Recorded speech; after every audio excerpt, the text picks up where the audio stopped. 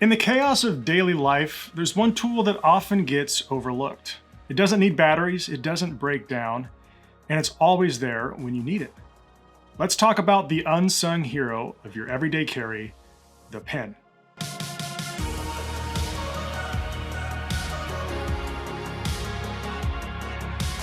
Hey, this is the Carry Lounge, and today we're talking about one of my most used EDC items, the common pen.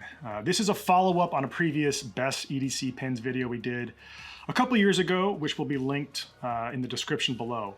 Also, we're entering into the gift-giving season, and a pen is a great gift, just saying.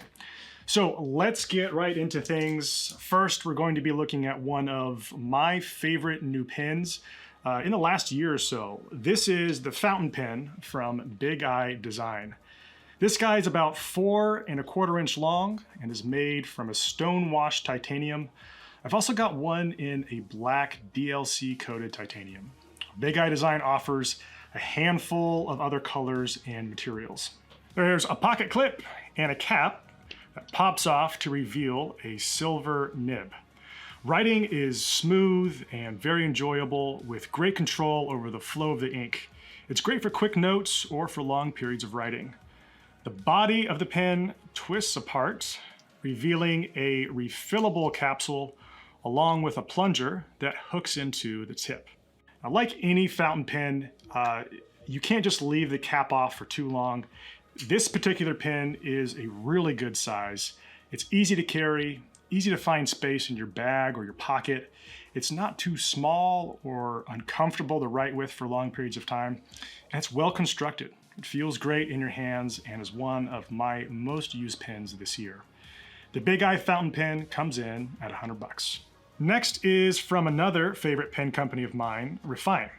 Now, the EP1 is their flagship pen. I have had the EP1 for many years and continue to enjoy using it. Recently, I got a hold of them and they sent out a EP1L titanium, which is a bit longer than the EP1 at about 5 inches long and made from a stone-washed titanium. Some distinctives of the EP1 design include a removable clip, a smooth, minimalistic barrel, and then a checkmark designed click mechanism inset with copper. Writing with this pen is very enjoyable. The barrel is a good, comfortable size for me, and it has a nice balance and weight in your hands. It makes this an easy pen to reach for. The tip twists away from the barrel, and internally, we've got a refill along with a spring and O-ring. And there are a number of things I like about Refyne pens. The feel, the weight, it's not too heavy, it's not too light, and the design is simple and straightforward. The other thing is the price. I'd be hard pressed to find a better quality per dollar spent pen than Refyne. Now this one in particular is made from titanium, so it's going to be on the more expensive side of things as far as EP1L options go. The titanium EP1L comes in at $99. Scriveiner is the next company we're looking at. They sent out a few pens. 2 are standard rollerball pens, and the third is a fountain pen. Now this is not a company that I'm very familiar with, and my usage of these pens has been limited. They all have the same general design and come in at a little over 4 1/2 inches long. I've got a silver chrome rollerball, an EDC blue rollerball, and a brushed copper fountain pen. Each pen has a twist-off cap, and they write pretty much like you'd expect. It feels like a rollerball. There's nothing particularly notable. The fountain pen, however, is a bit of a different story. I really like this one. I would even say it's exceptional. The nib glides across the paper. I'm typically not even a fan of copper, but I really do enjoy the feel of brushed copper. The pens themselves twist apart near the tip. The rollerball has a spring and cartridge, while the fountain pen has a capsule and plunger.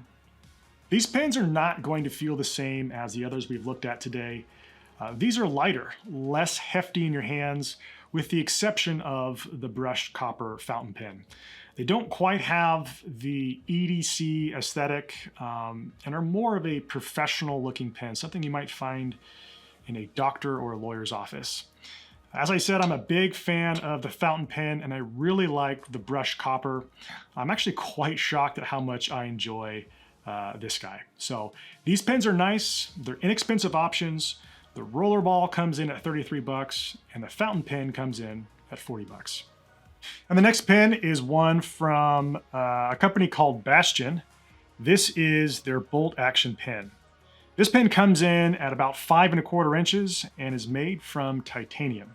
There is a sturdy pocket clip on the exterior, a bolt action mechanism for ink deployment that has quite a bit of tension, and then a thick barrel. And the thick barrel provides a good solid grip, and the weight helps keep a natural pressure when writing, reducing the need to press down. The bolt action pen splits apart near the tip, and internally there is a refill, a spring, and O-ring. This is a doozy of a pen. It's gotta be our heaviest pen of the day at 1.6 ounces. The titanium construction gives it a tough industrial feel, and the sturdiness inspires confidence that it'll stand up to any situation. I wouldn't want to carry this in my pocket, but it would still be a great EDC pen to keep in your bag or on your desk. The bolt action mechanism adds a satisfying click, though the tension might take a little getting used to if you prefer lighter pens. The bolt action pen comes in at 55 bucks. And next is an Ultrafine Marker from Solbuilt. The Ultrafine Marker measures 5 3/8 inches long and is made from titanium.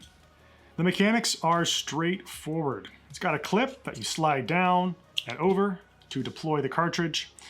In the closed position, there's a little wiggle room, a little play, but it's not that big of a deal. I like how this marker writes. The lines are thicker, as you would expect, and have more bleed through, but it's not at all like writing with a Sharpie. You have much more fine control, which makes it feel more like a pen than a marker. The marker comes apart at the tip, and inside we've got an O-ring, an ink cartridge, and a spring. Made from titanium, this marker is built to last, with a simple yet effective design and a satisfying bolt action mechanism. The ultrafine tip offers precise control, making it great for labeling or sketching or times when you need more substance than pen. However, the ink's bleed through makes it less ideal for everyday note-taking or signing documents.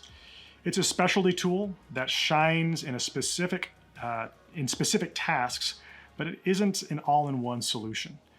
The Ultrafine Marker comes in at 120 bucks. All right, and the last pen of the day, and probably one of my favorite finds of 2024, is the Assegai Bold Action Pen from Arnaud Bernard Pens. This one comes in at 5.3 inches long and is made entirely of titanium with a satin finish. There's a pocket clip, and the bolt action mechanism is satisfyingly smooth, truly unmatched in its fluidity. I'd give the writing experience an A, as the pen feels exceptionally comfortable in hand. The well-designed grips offer excellent control, allowing for smooth, clean lines with every stroke. And before I take this apart, I want to quickly point out how seamless this pen is. You don't see any lines. Both the tip and the end come off. You'll need to use a T8 tool for the end cap, but the tip just twists off just like that.